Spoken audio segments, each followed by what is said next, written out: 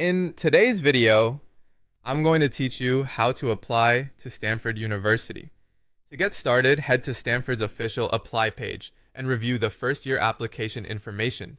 Stanford uses the Common Application, so the entire process centers around preparing a strong application there and making sure every required piece is submitted on time.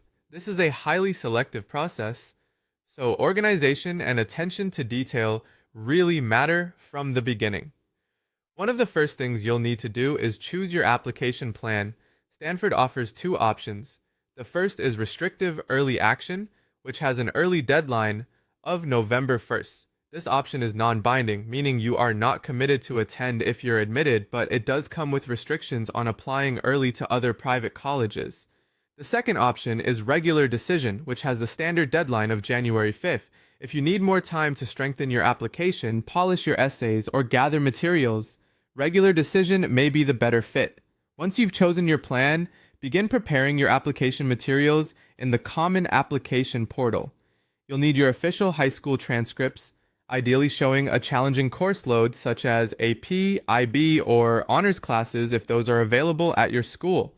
You'll also need standardized test scores, since Stanford requires either the SAT or ACT, and you can self-report those scores on your application. In addition, you'll need 2 teacher recommendations from teachers who know you well, plus 1 recommendation from your school counselor.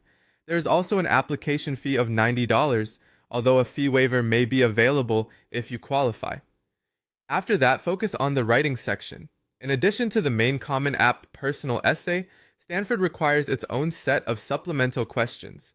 These include 3 short essays, each between 100 and 250 words, designed to help the admissions team understand your intellectual curiosity, how you might fit into the campus community, and what unique perspective or contribution you would bring.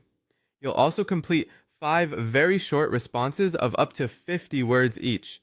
Because these answers are brief, every word counts, so keep them specific, personal, and authentic. Before you submit, take time to carefully review everything.